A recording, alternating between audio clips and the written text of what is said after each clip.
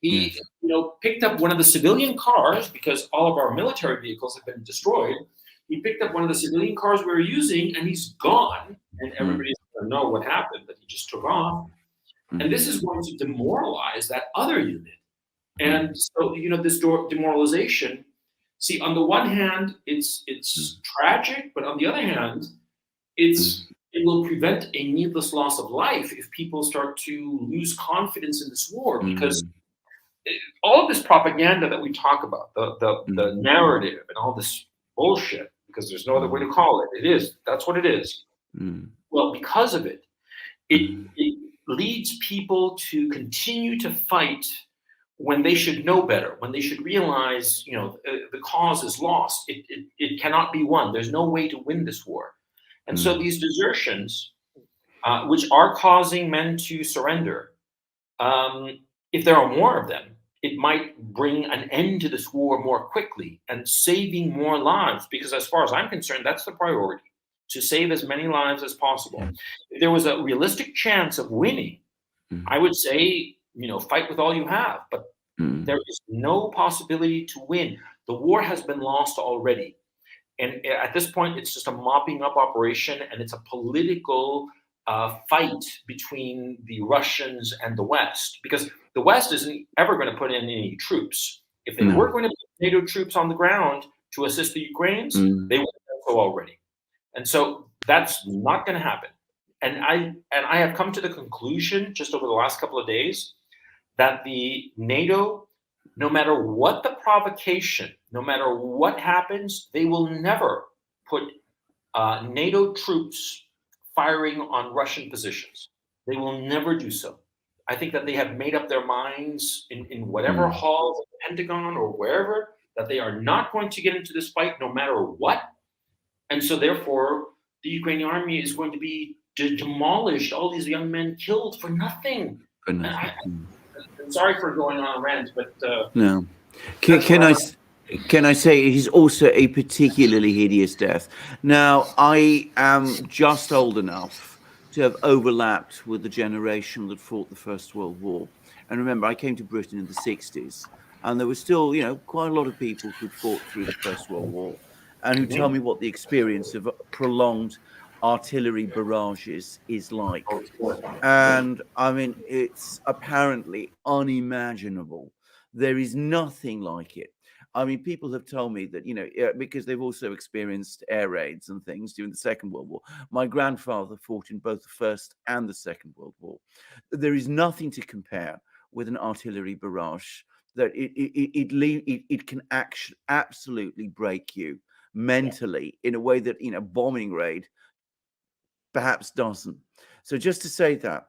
But I'm very encouraged to hear you say, Gonzalo, that you don't think that NATO will send troops into Ukraine, because I mean, the rumors, the words out there is that they might do. There's been lots of speculation about this. Sure. What makes you so sure that they won't?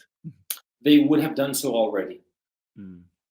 And now that the Russians have become battle hardened, and now that it's very clear to any serious military analyst that the Russians are grinding down the Ukrainian armed forces, and on top of that, now that they have definitively cut the communications lines between the west and the east of Ukraine in terms of railroads, and so the ability to move troops in is really not possible. Troops and weapons and tanks and all the rest of it is just, it's not really practical.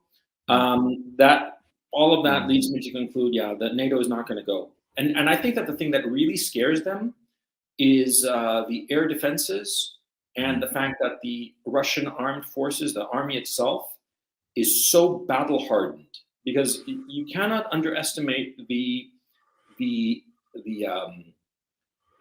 difference that you have between green troops and troops that have been battle hardened. And the Russians, over the past 75 days, they have rotated most of their combat troops, I would imagine, through this conflict.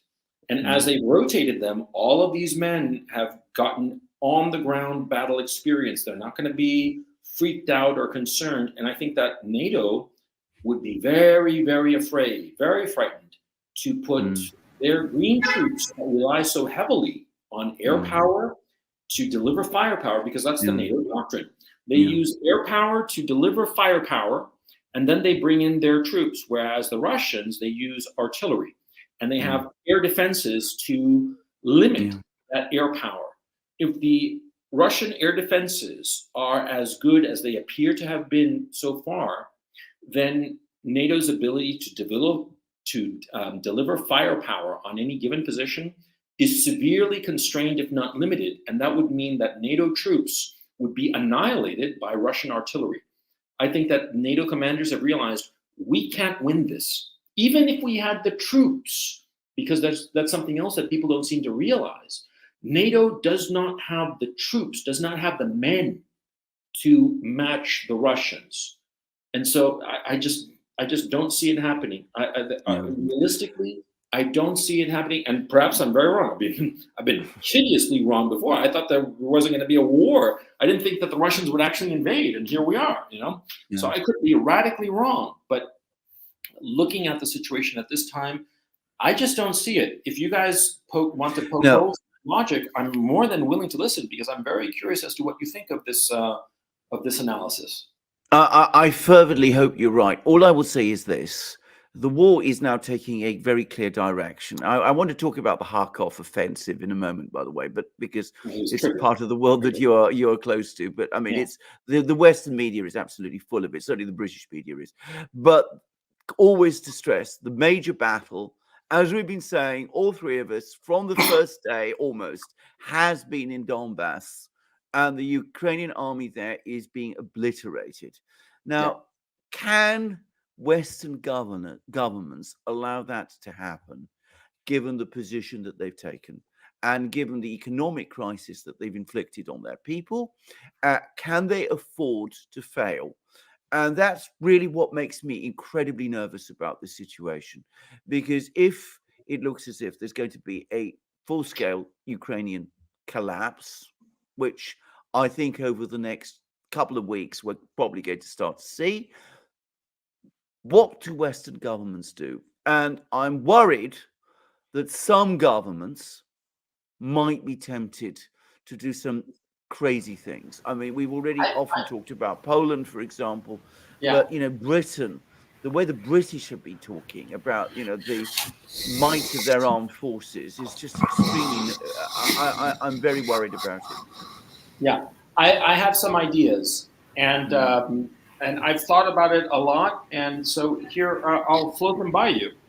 My thinking is that if there is a breakthrough on the part of the Russians, a breakthrough on the part of the Russians, what is a war of attrition? It's just slowly grinding down every day until your opposing army all of a sudden just gives up and collapses. And if you look through history, when an army collapses, it's not a staggered thing. It's not a slow going thing. It's all of a sudden it just collapses, like a sandcastle collapsing. And so, or a house of cards. That would be a better analogy. And so, once that happens, this is my suspicion, and this is, take it for what it's worth. It's some middle-aged guy in eastern Ukraine who doesn't know much of anything, and the things that he does know, he knows very little of them. So take it for what it's worth. I think that the Poles, once the Ukrainian armed forces collapse, the Poles, who have been carrying out all kinds of weird exercises in their southeastern border, right on the border with Ukraine, they will enter Ukraine as a peacekeeping force. And they will certainly grab Lviv, which is right on the border, and they will try to get as much as possible. They will certainly get Ivano-Frankivsk and possibly Ternopil, maybe a little bit farther out, Rivne, but certainly those three cities. And they will establish a peacekeeping zone, okay? And call it some sort of safe haven or something of the sort. Because you have to keep in mind something else that's happening to the Poles that very few people are noticing. They have a huge humanitarian crisis on their hands. They've got millions of Ukrainians, unemployed, homeless Ukrainians in their country. And many of them, if not most of them, poor. They don't want them. Of course not, okay? They might look like Poles, and many of them ethnically are probably more Polish than Ukrainian or Russian, certainly, but they don't want them on their doorstep. And so, if, let's suppose, for the sake of argument, that all of a sudden there's a quote unquote breakthrough by the Russian army and the Ukrainian forces sort of like start to collapse back onto Kiev, the Poles might take this opportunity to invade Western Ukraine, of course, calling it a peacekeeping mission, and of course, getting some sort of okay from Zelensky, who isn't going to be in any position to really object. And the Poles take over Western Ukraine up to a certain limit, and it becomes their protectorate where they can move all of their migrants eventually. I'm talking in a few months, but it becomes the way of a stalemate. The Russians have captured a big chunk of Ukraine. They'll take all of the east and all of the south. I think that what you will see if you're looking at a map, the Russians would take Kharkov, certainly Lugansk, Donetsk, Mariupol, Zaporozhia, all the south, including Odessa. Odessa would fall of its own accord. I doubt if there's going to be a battle there. And they would take as far north as Dnipropetrovsk. If you look at the map, it's Dnipro or Dnipropetrovsk. It has two names. It's right in the center of the city, of the country, rather. They take up to that. And as they are controlling that area, the Poles take the opportunity to take the West, which Vladimir Putin hinted at in his February 24th statement regarding the special military operation, and which Medvedev, the former president and head of the Security Council, or I forget the name of their Security Council, but you know what I'm talking about. He also made a statement alluding to the Poles wanting to take a bite out of Ukraine. And well, the point is that, see, if a NATO country like Poland takes a piece of Ukraine and calls it a protectorate, a peacekeeping mission, or something like that, then it's sort of like, oh, we won because we protected Ukraine, and the Russian invaders are over there on the east and south, but we have the West. They'll sort of like gussy it up, come up with a narrative, a story of some sort of how NATO, or at least the Poles, actually won. Insane as it may sound, but we've seen all kinds of PR insanity coming from the West, so I wouldn't put it past them. And that's how this will off-ramp. There will be this rump Ukraine that will initially be led by Zelensky, but the Russians will somehow figure out a way to control it so that it becomes neutral long term. And the Russians are going to keep the east and the south. They're going to keep it forever. They are going to make it a part of Russia. They're already arranging to do so with Kherson. And it's inevitable for the rest of the territories that they capture, including the Donbass. The whole thing is going to become a part of Russia, with a Russian flag and Russian administration, Russian government, and rubles and the whole shebang. And we will see that rump Ukraine that will be a neutral buffer zone with pretty much nothing, because it doesn't have any industry, it doesn't have much agriculture, it certainly doesn't have any mineral resources or any other resources locked in the ground. It's going to be poor, bankrupt buffer zone.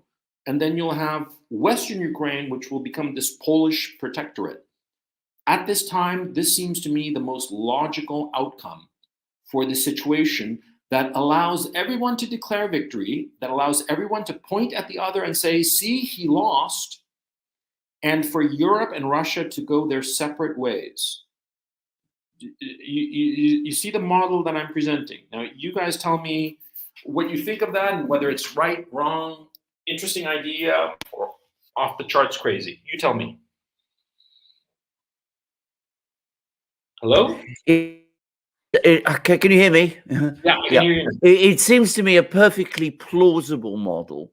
The one thing I would say is that for the moment, my understanding is that the Russians are opposing it. I mean, they've said that if the Poles enter Western Ukraine, then of course they're an enemy too. But Gonzalo, I'm not excluding it. I mean, it was something that Putin did suggest might happen right at the start of the war, when he made his speech, when he made his address to the Russian people. I think it was on the 21st of February. So he did leave the door open for that scenario. But Yep. what you seem to be excluding, and this is really what concerns me, I mean, is that there will be no NATO-Russian direct battle, and that there's no possibility that Biden and Johnson and those sort of people will say enough's enough. You know, Putin's done some terrible things in Ukraine. We're going to impose a no-fly zone, send our troops in, liberate Ukraine from the Russians, do anything of that kind. You don't think there's any chance of that? Well, I hope I'm right on this one, but no, at this time I don't think so. Even though there have been videos of M1 Abrams tanks in Poland being transported by train, and dozens of them, right? Yeah. But I just don't see it. There's something else too that people don't seem to realize. I have crossed Ukraine on a motorcycle. It took me 4 days on highways, you know, with nobody shooting at me, no anti-tank mines or anything on my road, right? It's a huge country. It's the size of Texas, but elongated. Okay. And so the notion that somebody could cross the border, an army could cross the border in Poland into Ukraine and waltz unimpeded across the entire country and get to the Donbass and engage with the Russians is absurd. It's just ridiculous because the Russians have these standoff missiles, you know, the fire and forget type missiles that would annihilate such a force. And quite apart from the fact that, see, the transportation to move all that gear to the east no longer exists as a practical matter. I mean, the trains exist, but they're not functioning. There are a few diesel trains, but like I said, very few diesel trains. Most of them are electric. And the electrical substations that are necessary have been destroyed by the Russians systematically. So any kind of west-east transport is not going to happen. And so, you know, as a practical matter, the NATO could invade Ukraine today, but where would they go? The country is endless. And so they could invade. They would be sitting ducks for Russian missiles if the Russians decide to play nasty with them. And so I just don't see it. It doesn't make any kind of military sense. And the thing to see, the losses would be so catastrophic for NATO that I don't think that any NATO commander would be willing to take those losses, because he would have to be a complete idiot not to realize that he's going to take losses that are incalculable. Because there's something else too. The Russians have been going generally soft on Ukraine and the Ukrainian army. If it comes to an invasion by NATO out of the West, they're not going to care about Lviv. Lviv means nothing to them. They're going to wipe the whole place. And it will be because they know where they are. They know where the NATO commanders are in Lviv. Those are going to be the first places hit. They're going to hit the whole thing and just level it, crater it, turn it into the lunar landscape, you know? Because they do nothing to them. They're the enemy. So that's why I think that, I mean, I guess maybe perhaps in my tone, it betrays a bit of hopefulness on my part. Because if NATO were to invade, it would be a catastrophe. If Poland were to invade, they would have to get the go-ahead from the Russians. And by the way, I have no doubt in my mind that the Poles and the Russians, for all the rhetoric coming out of Poland, they must have some back-channel communication.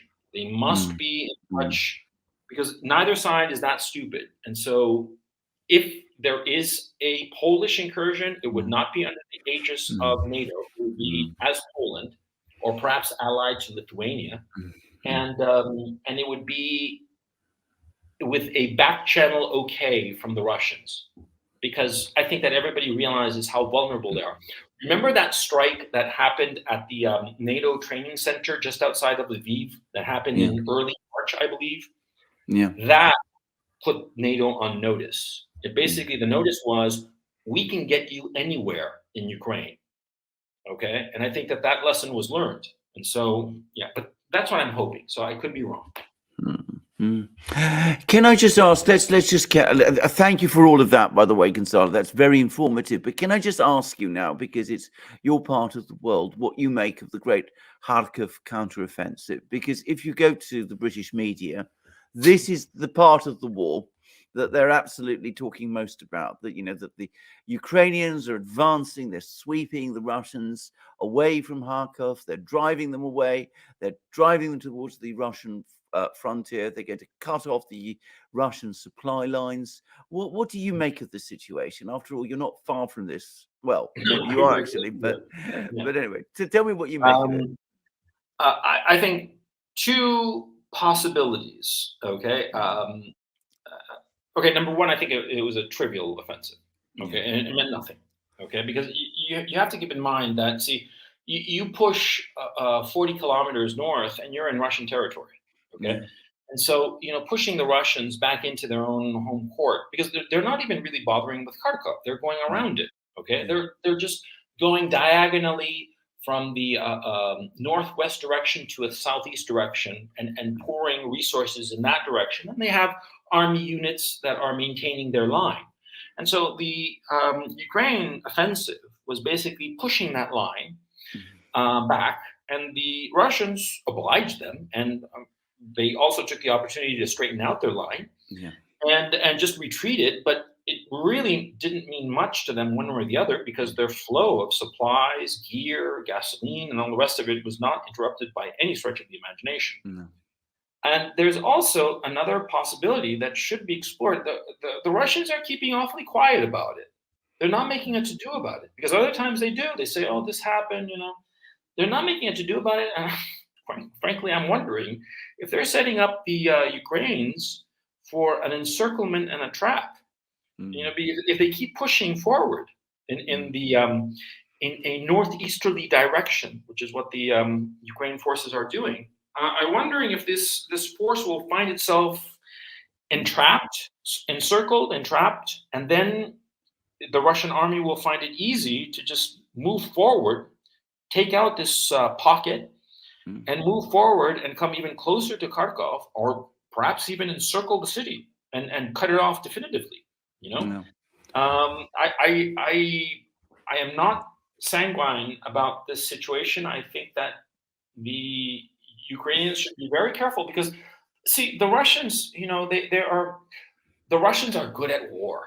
Bottom line, okay, they're good at it. Okay, the French are good at food and fashion and making love. The Italians are good at pasta. The Russians are good at war. It's as simple as that.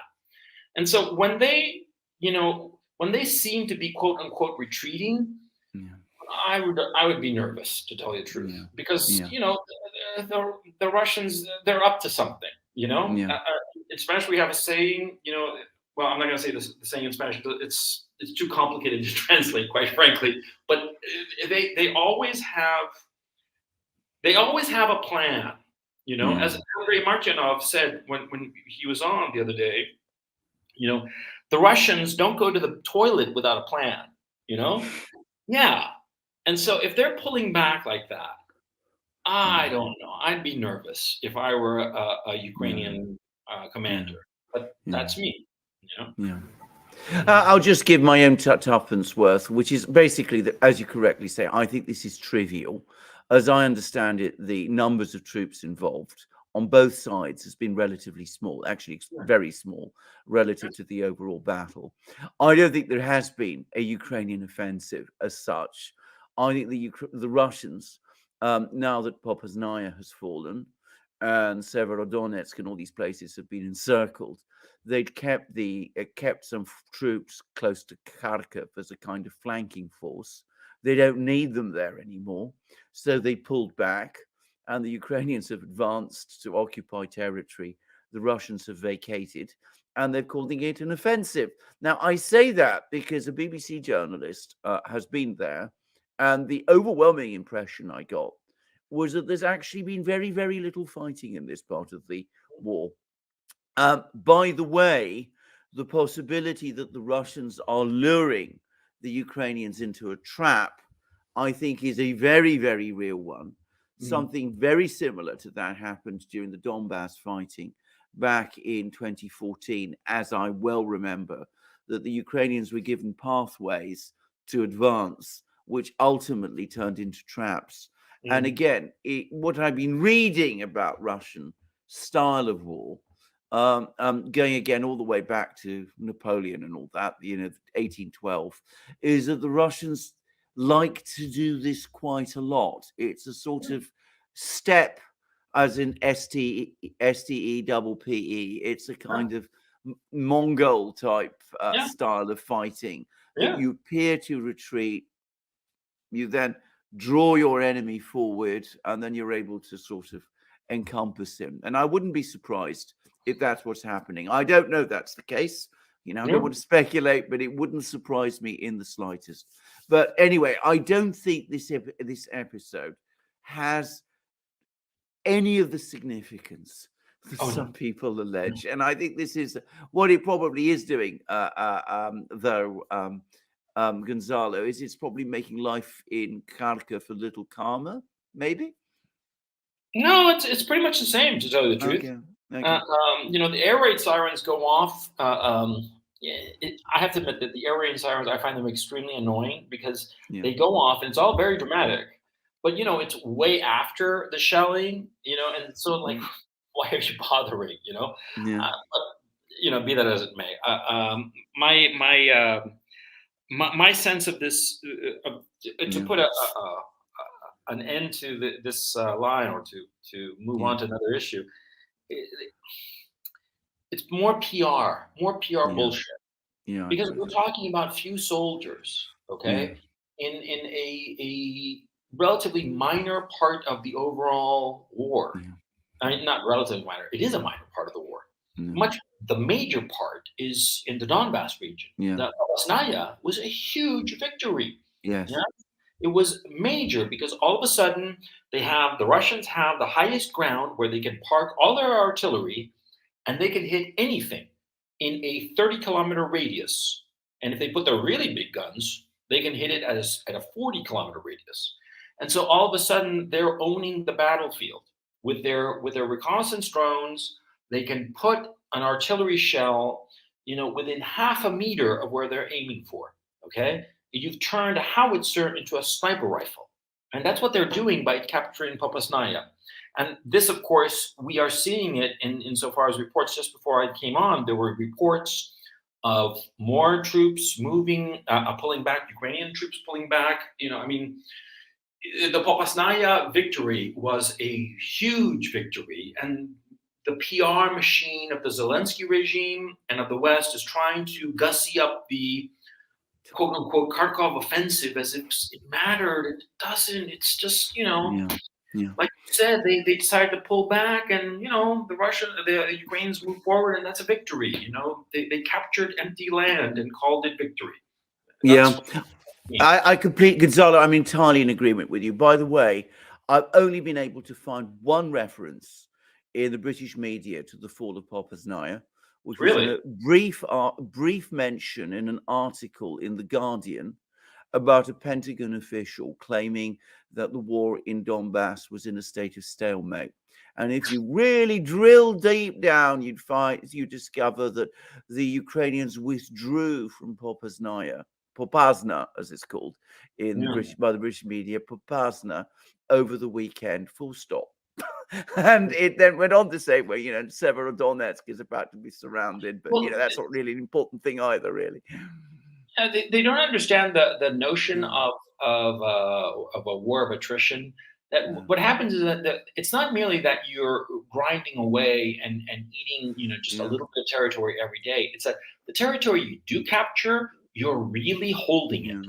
It's not like in the initial phases of this war, when the Russian forces came in on their 6 different axes of attack, when they hit Kiev and Chernihiv and Sumy and Kharkov and Donbass and came out of Crimea, on those 6 axes, they were just racing ahead, leaving gear behind so as to move as far forward as possible. And all that land that they conquered, quote unquote, they didn't really hold it, okay? But now the land that they have, they're holding it. This is the kind of war that they understand, that they're good at. They're holding that land. And when you look at a map of Ukraine now, and you look at territory that the Russians have captured in the east and the south, it's not that they have passed through it. It's not that they have fire support on it. No, they own that land. It's theirs. And that's the difference with a war of attrition. And so the West, they don't seem to understand that these little incremental steps every day, they add up. And it's theirs. They want it. And nobody's going to take it away from them. And the notion that they're going to be taking away Mariupol or Kherson, it's laughable. I mean, I agree. Don't get high on your own supply, as the saying goes. Let's just quickly, because we're almost up to our hard stop. Let's just hear what you think about Finland and Sweden, because this is a bizarre story, in my opinion. I mean, two countries utterly dedicated to neutrality, at least visibly so. Sweden has always, to my knowledge, been a quiet ally of the US. It's always had a long tradition of being antagonistic to Russia. That hasn't been true of Finland. The way these two countries have been roped in, they're not threatened. Their own governments admit that they're not threatened. So why are they doing it all of a sudden? Because they're morons. Because they want to be part of the club. You know, the anti-Putin club. Again, it's like teenage girls, for crying out loud. I mean, you know, it's something that's acceptable with girls who are 13, but not with grown adults who have responsibilities. It's absurd. And so, look, the Swedes and the Finns, look, the Swedes don't really matter. It's the Finns that matter. Yeah. We have to remember that the Finns and the Russians, back when it was the Soviet Union, they had a war. And the Finns assisted the Nazis in the siege of Leningrad, today St. Petersburg. And so, you know, those ancient angers remain. Now, Finns and Soviets signed a treaty in 1948. And the treaty was that Finland would be neutral and would never again host any kind of foreign military on its soil. Of course, the fear of the Soviets at that time was that Finland might one day host American weapons, American nuclear weapons, American God knows what. Because remember, see, look at a map. You know, Finland is right across the bay from St. Petersburg. And so it's vulnerable. I mean, that's why, you know, how many millions of Soviet citizens died of starvation? A million, I think. I've been to the cemetery, by the way. Yeah, it's horrifying. Okay. And so the Russians, the Soviets, and the Finns signed this treaty in 1948 that guaranteed Finnish neutrality. And that treaty was rescinded in 92. It was renegotiated when, of course, Russia was on its back. It had no strength. It had no power. And in the treaty, the neutrality remained, but there was no obstacle for the Finns to join at that time, the European community, now the European Union. And so it was left at that. And this treaty, as I understand it, from 92 lasted, I do believe, 10 years, and was going to be recycled. It would be re-upped every 5 years. And as far as I know, the reading I did before this broadcast, I don't think that there's been any change. But the point is, see, Finland has always been neutral because it has understood that St. Petersburg, the second most important city in Russia, is extraordinarily vulnerable to Finland. And so it's in Finland's best interest to always remain neutral, because if it allies with anybody, it becomes an instant provocation for Russia. Not just merely a provocation, it becomes, again, existential. And so my thinking is that the Russians are not bluffing when they tell the Finns, don't do that. And insane as it may sound, you might find that the Russians invade Finland. Now, there's a whole bunch of problems going on with Finland because, first of all, Finland and Russia have enormous trade between them. For obvious reasons, they're right next door to one another. And the Finns have a generally good relationship with the Russians. Okay? That's one thing. Number two, historically, Finland has always been a part of the Russian Empire. It was only after the First World War that Finland had this separate autonomous and became a separate autonomous state. But before that, it was always a part of Imperial Russia. And the third problem is that, see, the Finns do not have the army to resist the Russians, not even close. And nobody could save their bacon. If the Russians decide we're going to take over Finland, it would be about a half hour. It would be much easier than Ukraine, because Ukraine is big. you look at Finland and it only seems big, but if you look at Finland on like an actual globe, you realize how tiny it is, because it really is. It's only because of the Mercator projection that it looks big, but it's like Greenland. Greenland looks enormous, bigger than Africa, and then you actually see it and it's just like Madagascar or something, right? And so the point is that Finland would be rolled up in a couple of days, especially now after the Russians now have a battle-hardened army that knows exactly what it's doing. They could roll it up very, very quickly. I think that the Finns are playing with fire. I think that they're fools. And the Finnish prime minister, who again is another puppet, I forget her name. She's a very attractive young woman. She's like 36, I believe. Extremely attractive. She's a moron.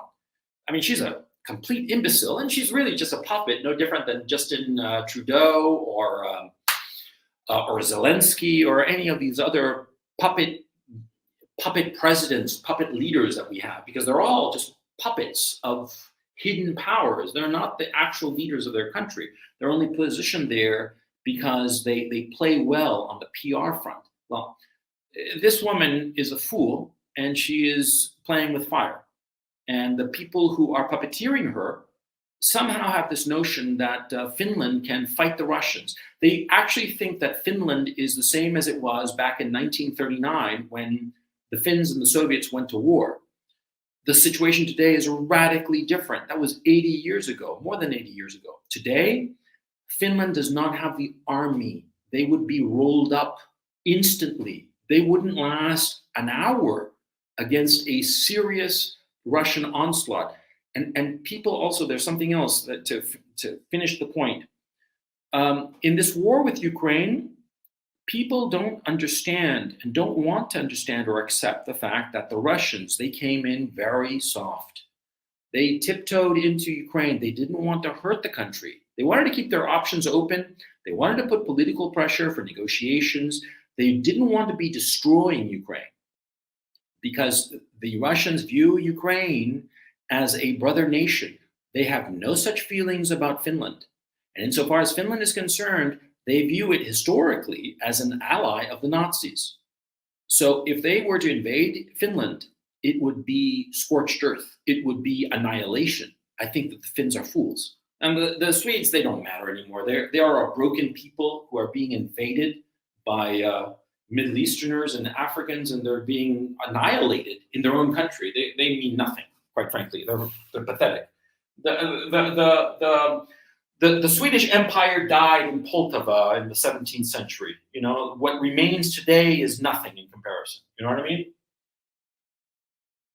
Shall we stop there? I think you said that you had a hard stop, Alex. Is that right? Yeah. Let's end it there. Let's end it there. Can I just thank you for a tour de force again, Gonzalo? By the way, I should quickly say I know Finland well. I've been there. I've stayed in Helsinki. Helsinki feels like a suburb of St. Petersburg. The entire population of Finland is smaller than that of St. Petersburg. If you know the real feelings about the place, I'd have thought that Finland is at more danger now than it's ever been. And the idea that Finland can be a threat to St. Petersburg or Russia, even with the support of NATO, it seems to me a fanciful one. But that's all I'm going to quickly say. A tour de force, Gonzalo. Thank you again for your tremendous contributions and insight. And I agree. It's one of the apart from, I'm still a bit more nervous about a NATO intervention force in Ukraine than you are. But in all other respects, I mean, it's interesting to find how much we agree, actually. Well, and on the economics, we're a complete. On the NATO issue, part of it, I'll admit, is wishful thinking on my part, because I recognize that if NATO gets involved, all bets are off. It would be horrifying. And so perhaps on my part, I'm indulging in wishful thinking. So we'll see. Well, I hope your wishful thinking turns out to be the correct thinking. For the rest, I mean, we're basically on all fours. The economics was a masterly discussion, and about the actual war itself, I think you're spot on right.